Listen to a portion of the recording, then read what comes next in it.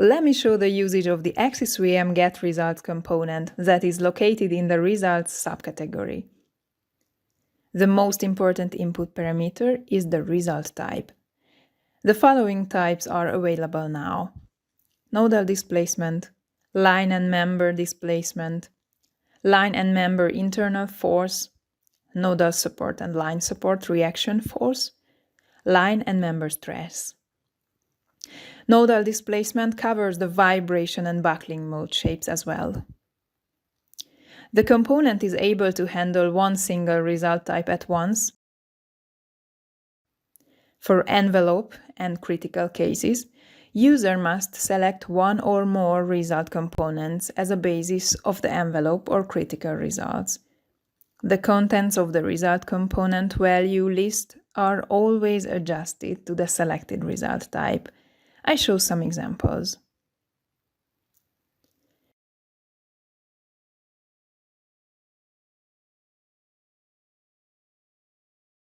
If I define what kind of results do I need and which result components are of interest for envelope and critical result cases, I still need to feed the AX result case input to tell the component which result cases should it import results from. I must also define the locations I want to check, nodes in this case, and there are different ways to do this using the item ID input. First, I use the list of the node IDs of the upper corners, 8, 10, 18, 16, and set the start input to true.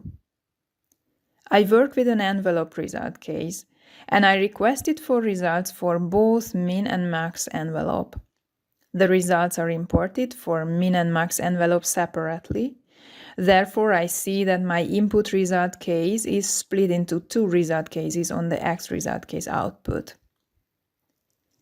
The bottommost output, called X result, contains the imported results. In the panel, only the text description of the results is available. In order to be able to use the result values directly, user should connect an AXISVM deconstruct results component. The usage of that component is not part of the current topic. I make now a quick check of the results at node 8,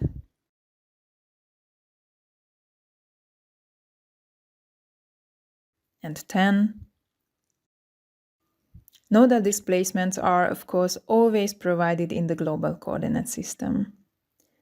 The values are the same, just the dimensions are different. In Grasshopper, the displacement is in meter, and in AXISVM, it's currently in millimeter. I have a panel here. It contains -1. I connect this to the item ID input, telling the component that I need the nodal displacement of all nodes. I show the outcome. Node 1, 2, 3, and it goes till the last node. It's node 112.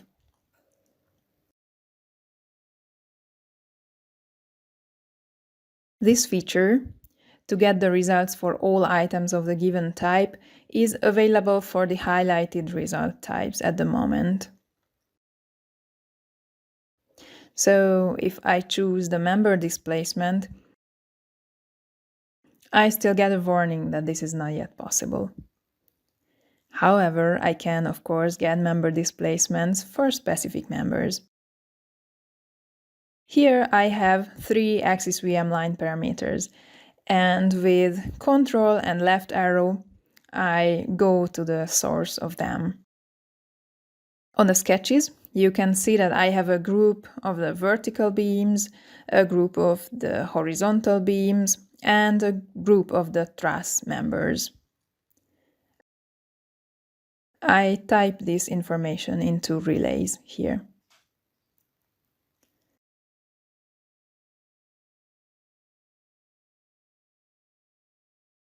In AXISVM, I changed to the member IDs instead of node IDs. A line and member displacement is available only for beams and ribs.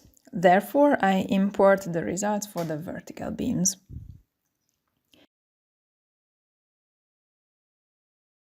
You can see that the results are listed section by section.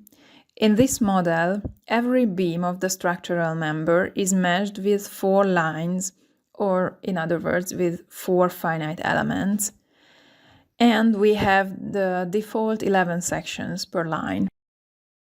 If I select the line displacement, the results are listed by lines and not by structural members. To display the line indices in AXISVM, I should check the display options, numbering, labels and tables by finite elements option. I show an example for line number 9, where the section position goes from 0 to 0.875, that is the length of the line element. For both line and member displacement, the user can set with the local CSys Boolean input whether to get the global or the local displacements. Default setting is local.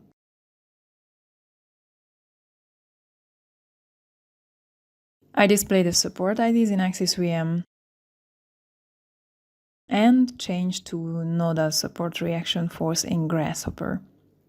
I get a warning message telling that I need to check the data connected to the item ID input, because it is not nodal support, but something else. And that's right. So I connect the AXISVM nodal support parameter instead. This contains all the 6 nodal supports of the model. Let me align the settings in AXISVM and double check some values.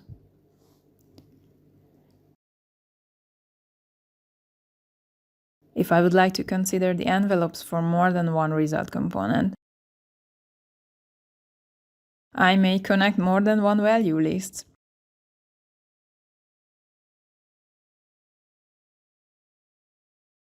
Or I change the value list type to checklist and select some result components there. As I increase the number of result components, I have more and more result cases on the output side, of course. Min and max for each result component. The result list is organized with the same logic. Look at the paths.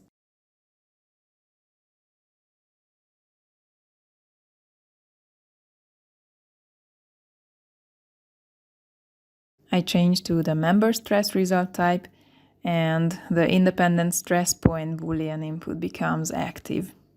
Just a very short explanation about this feature. The default value is false, thus the various stress calculation points will have the value corresponding to the queried extreme components combination. If this input parameter is set to true, the various stress calculation points will have the respective extreme.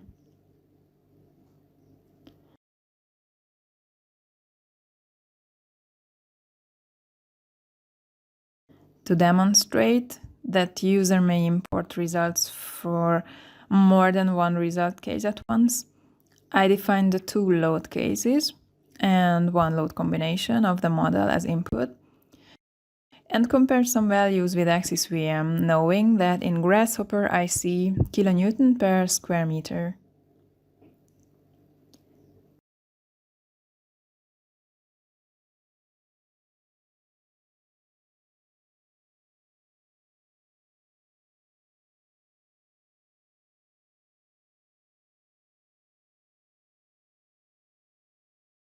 Last but not least, I import the stress results of the truss members. You maybe realized that in AXISVM, both the truss and beam indices start from 1. However, in Grasshopper, the truss and beam member indices are not separated. In this example, we have 16 beam members, and the beam indices start from 1.